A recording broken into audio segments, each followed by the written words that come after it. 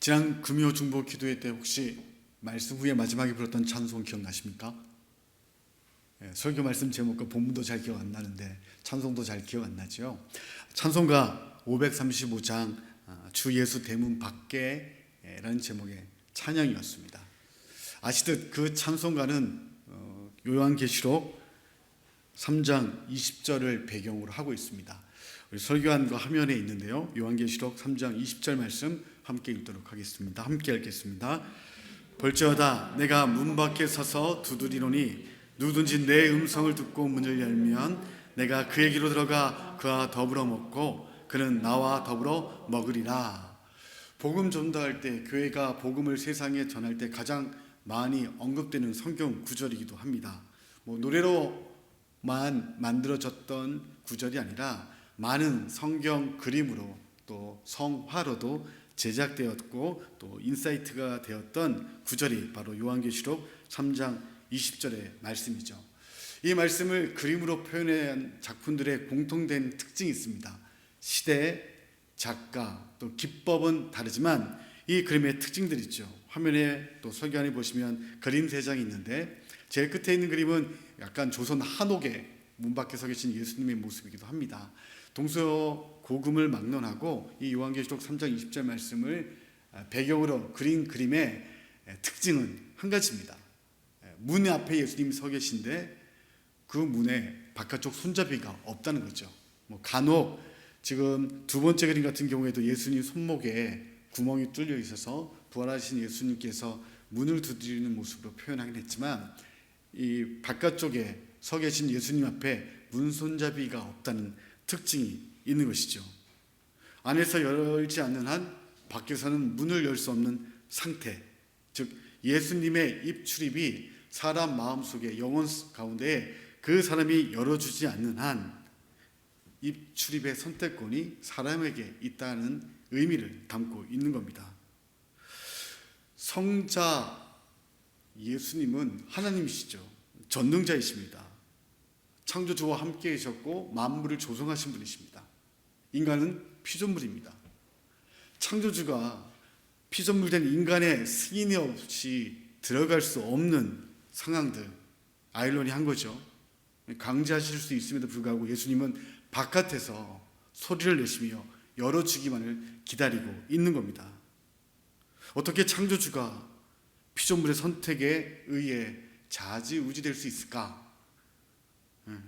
마치 예수님은 한계가 있는 것처럼 하나님의 무능처럼 느껴지기도 하죠. 하지만 하나님과 예수님께 능력이 없어서 또 그분들에게 이런 사항들이 수치와 수모가 되는 것이 아니죠. 오히려 그것을 수치와 수모로 하나님과 예수님의 무능으로 보는 것 자체가 인간의 사치이자 교만인 것이죠. 하나님의 전능이 부정되는 모습이 아니라 무소부재의 하나님께서 자기 제한을 걸어두시고 그렇게라도 인간에게 내가 너를 존중하니 너에게 기회를 주오니 나와 함께 하자는 초대와 같은 겁니다. 여러분 기억하십시오. 요한계시록 3장 20장은 예수 믿지 않는 불신자에게 주신 말씀이 아닙니다. 소아시아 7교회, 특별히 뜨뜻미지근했던 신앙생활을 했던 라오디아 교회에게 너희가 나를 영접했다, 나를 믿는다 이야기하지만 난 여전히 너희들 밖에 있노라. 그러니 볼지어다 문 밖에서 내가 문을 두드리니 문을 열어달라 말씀하는 겁니다. 예수님을 그리스도로 믿는다고 말은 하지만 스스로 믿고 있다 착각하지만 여전히 문 밖에 계신 예수님을 여전히 모셔야 할 영적 상태가 라오디아 교회였다는 이야기를 하고 있는 것이죠. 우리 역시도 마찬가지입니다. 나는 예수를 믿는다 이야기하지만 여전히 주님과 상관없이 살아가는 나의 모습, 그 모습을 주님께서 강제하지 않으시고 여전히 기다리고 계시는 것이죠. 노크하며 외면하지 말라고. 내가 문 밖에 서서 열 수 있는 문임에도 불구하고 너에게 기회를 주니 나를 영접하라 기다리시는 주님의 모습인 겁니다. 오늘 함께 읽었던 본문은 기원전 701년경 아수르의 왕 사네립이 유다를 침략한 그 사건을 배경으로 합니다. 남유다 주변 나라들은 점령당했습니다. 아수르의 그 강력한 군 병력 앞에 대부분의 땅이 무너지죠. 남유다 왕국도 남아하지 않았습니다. 오직 한 곳 예루살렘 성, 그 성에 히스기야 왕과 그 남아있는 주민들을 제외하고는 남유다 왕국 모두가 이 아수르 사네립의 손아귀에 들어간 상황입니다. 사네립 왕은 랍사게 장수를 앞세워 예루살렘을 압박하고 겁박합니다. 성을 포위한 채 그들을 억압하는 것이죠. 성 안에 있는 히스기야 왕은 사면 초가의 상황입니다. 사방이 막혀 있는 상태에서 고민하던 그는 외교력으로 이 상황을 타개해 보기 위해서 사절단을 장수 랍사게에게 보냅니다. 하지만 랍사게는 여전히 모욕과 악행을 멈추지 않죠. 협상 중에도 큰 소리로 겁박하며 외교적 결례를 행해버립니다. 우리 이사야서 36장 20절부터 21절까지의 말씀 함께 읽도록 하겠습니다. 이 열방의 신들 중에 어떤 신이 자기의 나라를 내 손에서 건져냈기에 여호와가 능히 예루살렘을 내 손에서 건져내겠느냐 하셨느니라 하니라. 그러나 그들이 잠잠하여 한 말로 대답하지 아니하였으니 이는 왕이 그들에게 명령하여 대답하지 말라 하였음이었더라. 랍사게의 말입니다. 랍사게는 왕 사네립의 이야기를 사절단에게 이야기하며 큰 소리로 외치는 것이죠. 너희의 왕이 무기력하다. 그런 무기력한 왕, 너희 주변에 있는 모든 나라를 봤듯이 그들을 지키는 신들조차 우리를 막지 못했다. 너희를 지키는 하나님 역시도 우리를 이길 수 없을 것이다. 겁박하는 것이죠. 그들의 왕과 히스기야 왕과 무력한 하나님을 모독하여 예루살렘의 사기를 떨어뜨리려 했던 겁니다. 하지만 이러한 랍사게의 말에 사절단은 이런 방구하지 않습니다. 대꾸하지 말라는 히스기야 왕의 명령이 있었기 때문이죠.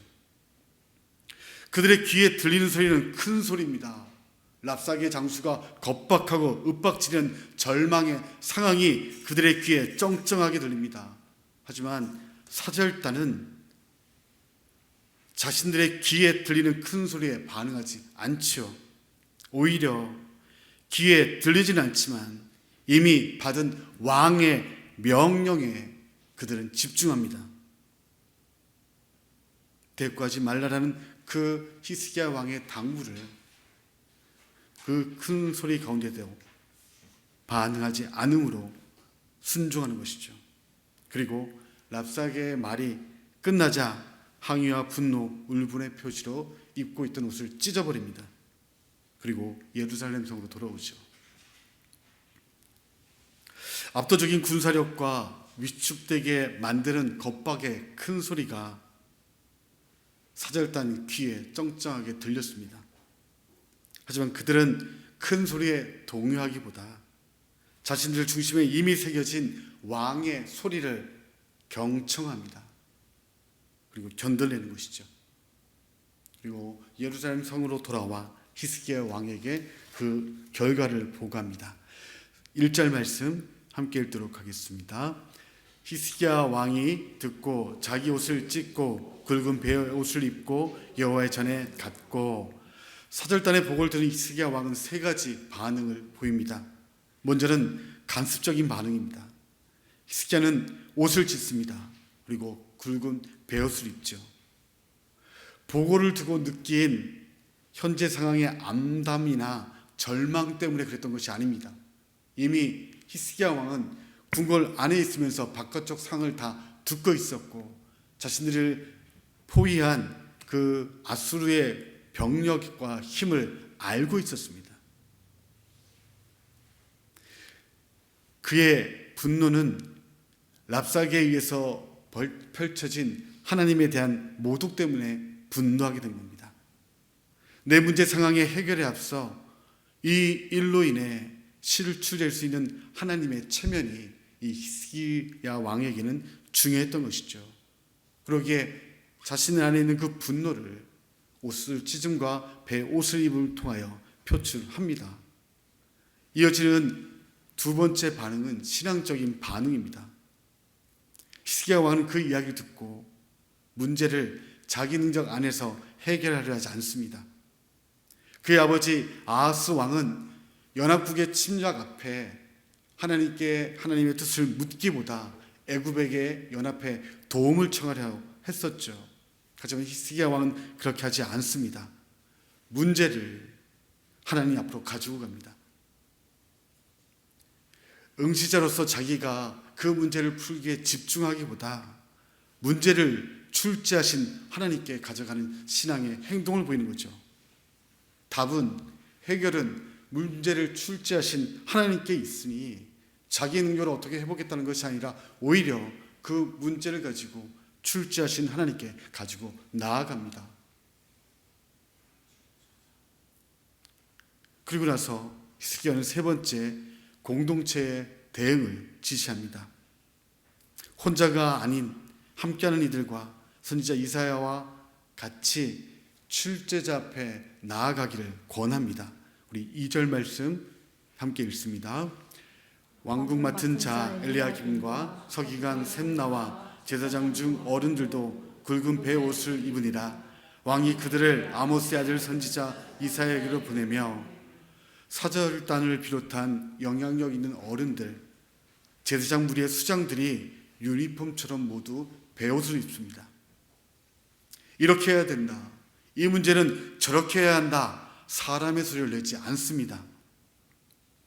최고의 권력자인 왕이 그 문제를 감싸기보다 하나님께 무릎 꿇자 지도자들 역시 자기 말과 경험을 얹기보다 기도로 하나님의 뜻을 기다리겠다는 결심을 보이는 것이죠. 애통과 하나님의 신원을 함께 기다리겠다는 마음으로 왕의 명령을 따라 이사야를 찾아갑니다. 하나님과 함께 매달리는 동조로 힘이 되어준 믿음의 선배들의 모습인 것이죠. 저는 예인교회 사역하면서 전에도 말씀드렸지만 유치부부터 중고등부 청년들 여러 세대들을 섬겨왔습니다. 10여 년 전 충남 금산에 교육부서가 전체가 내려가서 수련회를 마치고 올라올 때에 함께 차에 동승했던 집사님 한 분이 이렇게 물으십니다. 그때 전사였으니까 전사님은 유치부 청년부 어린 친구들로부터 많은 세대를 함께 섬겼는데 어느 부서가 제일 힘들었는지 집사님 물으셨던 거죠. 저희 대답은 한 가지였습니다. 어른이 없는 부서가 제일 힘듭니다. 나이 많은 어른이 아니라 고마고마한 유치부 아이들과 초등부 아이들, 중고등부, 청년부 친구들이지만 그 중 안에서 어른 역할을 해주는 사람이 없는 부서가 힘들다라고 말씀을 드렸던 것이죠. 어른 노릇하려는 사람들은 많이 있지만 도리어 어른 역할을 해주는 사람이 없기에 힘든 것이다 말씀을 드렸던 겁니다. 마찬가지죠. 히스기야와 예루살렘 공동체, 남유다 왕국에게 어려움이 직면했을 때에 저마다 이 문제를 이렇게 풀어야 된다. 왕이 좀 실수한 거다. 지금 그렇게 할 일이 아니다라고 자기 소리를 내기보다 오히려 그렇게 어른 노릇하는 것이 아니라 어른 역할로서 함께 묵묵히 그 공동체 가운데 주어지는 어려움을 감싸는 그 어른 역할하는 분들과 함께 히스기야 왕은 또 남유다 왕국 예루살렘은 기회를 얻게 되는 것이죠. 왕의 명령을 맡은 이사야를 방문한 방문단이 어떤 역할을 했는지 3절, 4절이 설명하는데요. 먼저 3절 말씀을 함께 읽도록 하겠습니다. 그들이 이사야에게 이르되 히스기야 말씀에 오늘은 환난과 책벌과 능욕의 날이라 아이를 낳으려 하나 해산할 힘이 없음 같도다. 히스기야 왕이 이 문제상을 어떻게 인식하고 있는지 엿볼 수 있는 구절이죠. 그런 현상을 세 개의 명사로 정리합니다. 환난, 책벌, 능욕의 날이라 이야기하는 거죠. 환난은 옴짝달싹할 수 없을 정도로 비좁은 환경에 당하는 고통을 의미합니다. 이 상황 자체가 엄청난 고통임을 이야기하는 것이죠. 이어지는 책벌은 징계 또는 징벌이라는 뜻입니다. 이것이 그냥 벌어져 있는 외침이 아니라 아버지 아하스뿐만 아니라 선대 왕들 그리고 남유다 백성들이 하나님 말씀을 따르지 않고 하나님을 의지하지 않고 애국과 이방 세력을 의지했던 그 결과가 하나님의 징벌로 주어졌음을 인식하고 있음을 표현하고 있는 겁니다. 그리고 한 가지 더, 이 문제 상황은 인간과 인간의 전쟁이 아니라 랍사게가 던진 그 사내립 왕의 신성 모독, 그 모독에 의해 능욕받은 일이라 문제를 인식하는 것이죠. 단순히 외침으로 벌어지는 어려움이 아니라 이 모든 상황 가운데에 하나님 앞에 범죄했던 우리의 모습과 그 모습에 대한 하나님의 징벌, 그리고 그것이 하나님께 수치가 될 수 있는 일임을 인식하며 히스기야 왕은 메시지를 전한 것이죠. 이 지난 상황은 함께 자초한 악행의 결과이며 해답은 하나님께 있음을 인정하는 신앙 고백을 히스기야 왕은 하고 있는 겁니다. 회개인 것이죠. 그리고 고백합니다. 아이를 낳으려 하나 해설할 힘이 없음 같도다. 상황이 이렇게 벌어지고 나니 이 문제를 자력으로 회복하려 하지만 할 수 없고 오직 하나님만 도움임을 고백하는 것이죠. 생각해 보십시오. 그 이스라엘 남유다의 장로들은 정치적 경쟁자 히스기야 왕에게 잠재적으로 경쟁자가 될 수 있는 입니다. 그들 앞에서 자기의 약함을 히스기야 왕은 솔직하게 고백합니다. 이를 들은 방문단은요, 마찬가지죠. 왕의 약점을 잡은 겁니다. 무능함. 그런데 그들은 왕의 약점을 잡았다 생각하지 않습니다.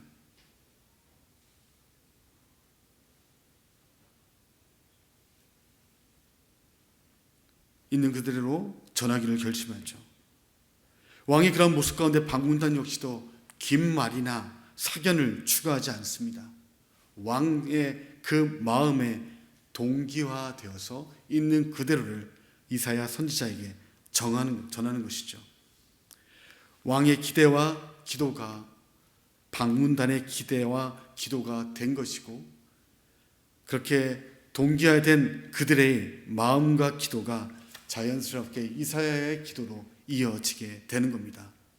우리 4절 말씀 함께 읽도록 하겠습니다. 4절 읽습니다. 당신의 하나님 여호와께서 랍사게의 말을 들으셨을 것이라.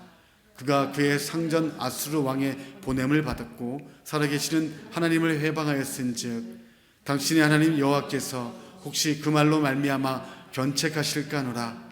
그런즉 바라건대 당신이 이 남아있는 자를 위하여 기도하라 하시더이다 하니라.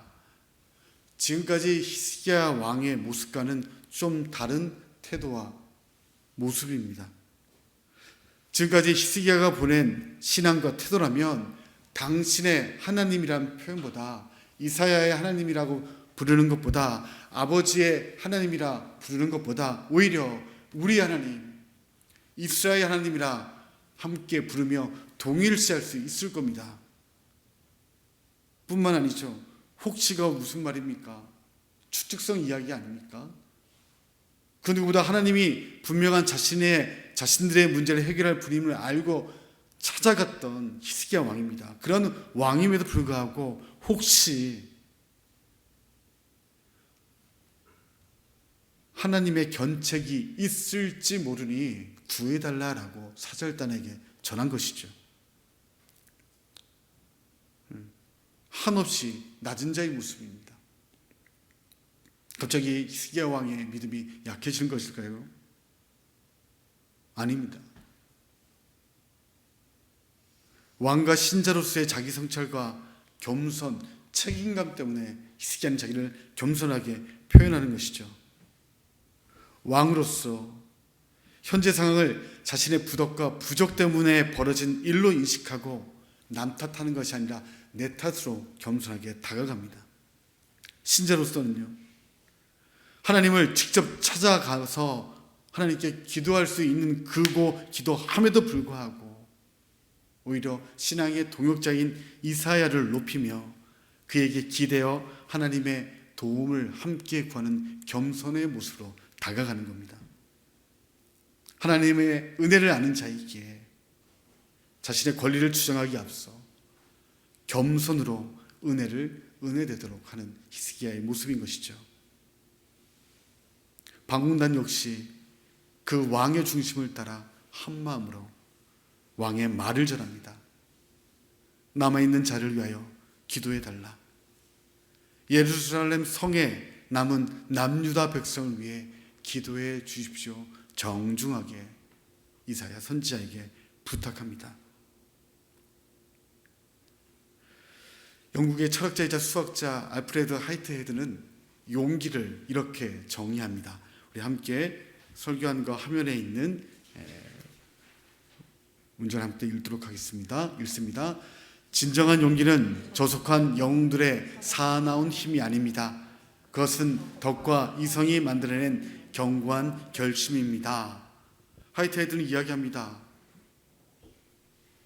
진정한 용기는 큰 목소리를 낸다고 얻어지는 것이 아니라 오히려 덕과 이성으로 만들어낸 결심에 의해서 빚어지는 것이 용기라 이야기하는 것이죠. 마찬가지입니다. 랍사에게 큰 소리가 힘으로 작용하는 것이 아니죠. 오히려 히스기야 왕의 있는 그대로의 자기 고백이 용기인 것이고 이사야를 방문한 그 지도자들이 전달되는 그 간절함이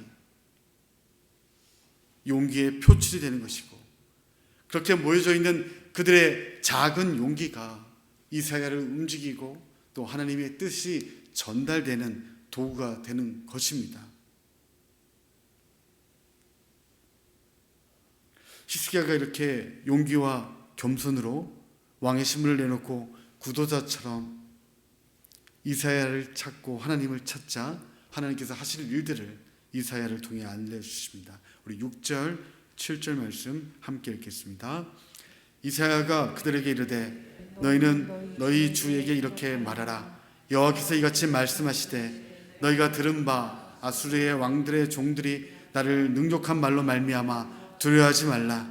보라, 내가 영을 그의 속에 두리니 그가 소문을 듣고 그의 고국으로 돌아갈 것이며 또 내가 그를 그의 고국에서 칼에 죽게 하리라 하셨느니라 하니라.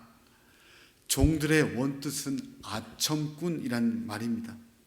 공동번역은 이 구절을 이렇게 번역합니다. 아시리아의 왕의 아첨배들이 나를 비방하여 한 말을 가지고 놀라지 말라라고 번역합니다.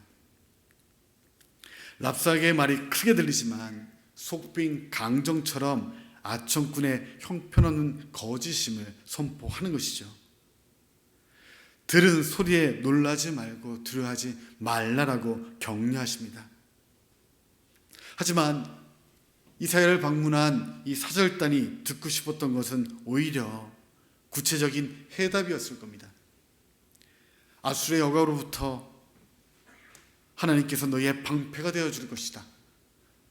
또는 3일 안에 철수하게 될 것이니 걱정하지 말라는 구체적인 답변을 이들이 기대했을지도 모릅니다. 하지만 선지자 이사야 역시도 그런 그들의 마음을 읽었을 겁니다. 자신의 조국의 그 답답한 상을 알고 풀뿌리 잡고 싶은 마음으로 나온 그들에게 조금이라도 더 위로의 말을 전해줄 수 있었죠. 하지만 이사야는 딱 받은 말씀만큼만 전할 뿐입니다. 헛된 기대와 희망 고문, 가스라이팅이 아닌 주신 말씀만큼만 가감하지 않고 그대로 전하는 것이죠. 다만 한 가지, 하나님의 약속의 말씀을 주는 것이죠. 내가 영을 그의 속에 사내립 속에 두리니 그가 소문을 듣고 고국으로 돌아가 죽게 될 것이라 이야기하십니다. 언제 이루어질지 알 수 없지만 하나님께서 이 모든 상황을 기억하고 계심을 그들에게 주시는 것이죠. 그리고 이 이사야의 말대로, 하나님의 뜻하신 대로 아수르의 왕 사네립은 불안과 공포 속에 거짓 소문을 따라 본국에 돌아갔다 칼에 죽게 되는 결과를 맞이하게 됩니다.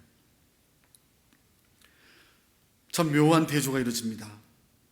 강한 공갈과 큰 소리 협박에도 동요하지 않았던 히스기야 왕과 달리 막강한 군사력과 힘으로 무장된 사네립은 뜬 소문에 자불안석하고 경고망동합니다. 랍사게는 큰 소리에 사절단이 동요될 것이라 기대했습니다. 그리고 동요와 밀란이 발생해 예루살렘이 자멸할 것임을 기대했습니다. 하지만 그 큰 소리들을 들은 사절단은 오히려 그의 목소리에 좌지우지됨이 아니라 자신들의 귀에서는 이미 사라진 소리였지만 마음과 생각에 새겨진 왕의 명령에 이끌립니다. 그리고 그 이끌림 속에 거룩한 분노를 품게 되는 것이죠. 히스기야 왕도 마찬가지입니다. 큰 소리에 동요하지 않죠. 자불안석하지 않습니다. 오히려 조용히 하나님께 나아가 거룩한 분노를 표출하고 신앙적인 반응을 보입니다. 하나님이 이 상황을 출제하셨으니 하나님께 질문하기 위해 기도하는 것이죠.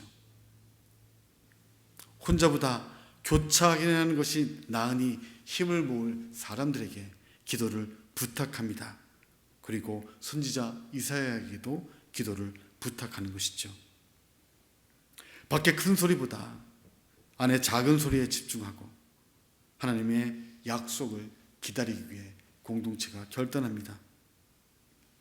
비록 당장의 문제 해결은 아니었지만 하나님의 뜻과 계획을 하나님께서는 알도록 섭리하시죠.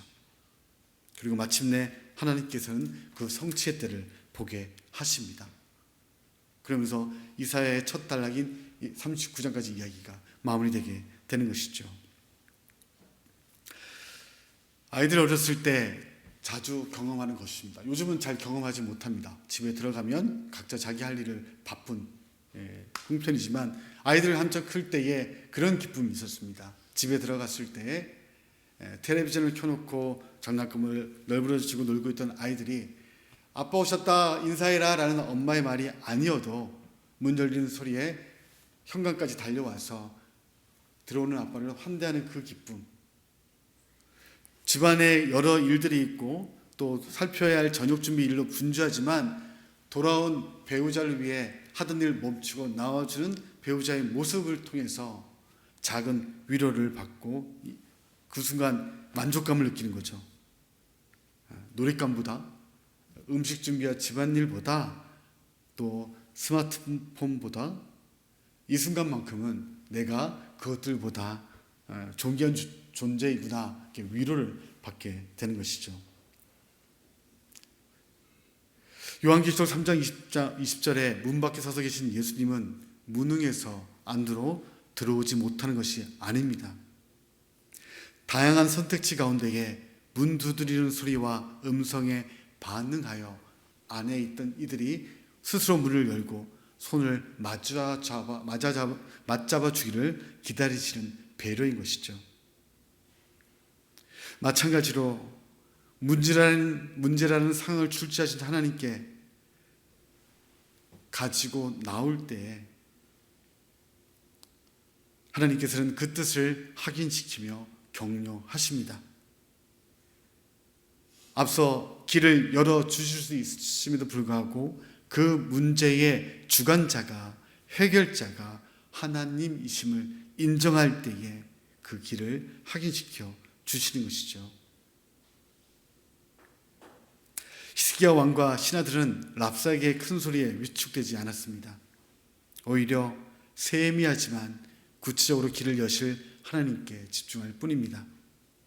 옷을 찢음을 통해 이 상황이 문제 있음을 확증하고 하나님 앞으로 가져가 기도함을 통해 하나님을 신앙합니다. 이사야와 남은 자들은 공동으로 듣지 말아야 할 소리를 듣지 않고 들어야 할 소리에 집중하고자 기도합니다. 변화는 여기에서 시작되는 것이죠. 종교학자 배철현 교수는 그의 책 수련에서 기도를 이렇게 기술합니다. 설교안과 화면에 있는 글을 함께 읽도록 하겠습니다. 함께 읽겠습니다. 기도의 기는 그런 적폐를 제거하고자 날카로운 도끼를 자기 앞에 겨누는 수련을 뜻한다. 기도는 자신에게 주어진 오늘이라는 시간을 위대하게 만들기 위해 자신의 목숨을 내놓는 굳은 결심이다. 기도는 무엇을 바라는 것이 아니라 하지 않아도 되는 것과 하지 말아야 할 것을 가려내는 결단이다. 흔히들 또한 신자들조차 기도를 하나님께, 절대자에게 내 욕심과 욕망을 권리처럼 주장하고 답을 요구하는 행위로 착각합니다.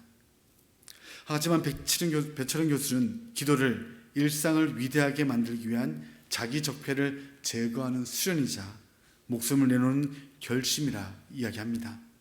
무엇보다 하지 않아도 되는 것과 하지 말아야 할 것을 가려내는 결단이 기도라라고 이야기하는 것이죠. 본문의 히스기야 왕과 예루살렘 거민에게 들려오는 소리가 있었습니다. 큰 소리입니다. 위축되게 만들고 불안을 심는 소리입니다.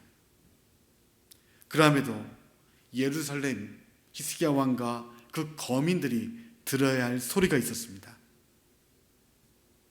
내가 먼저 무엇인가를 하겠다고 움직이면 들리지 않는 소리인 것이죠.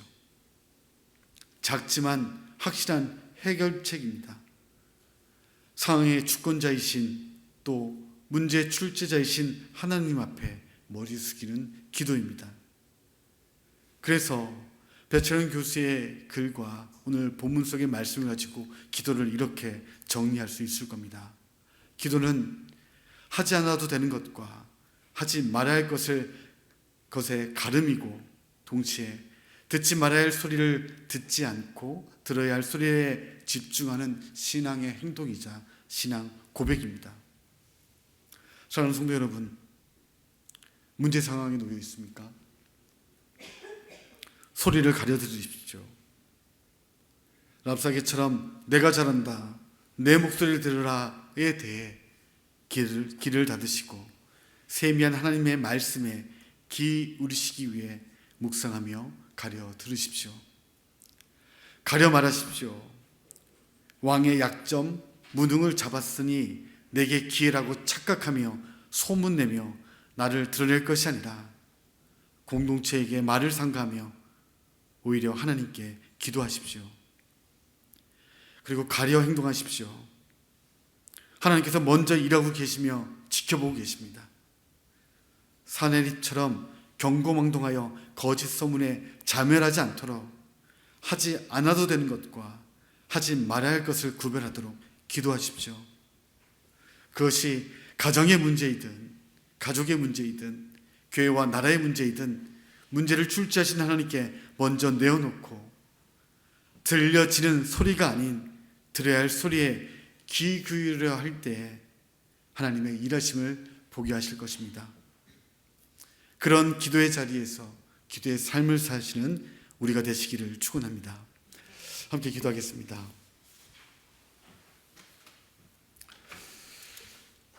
하나님,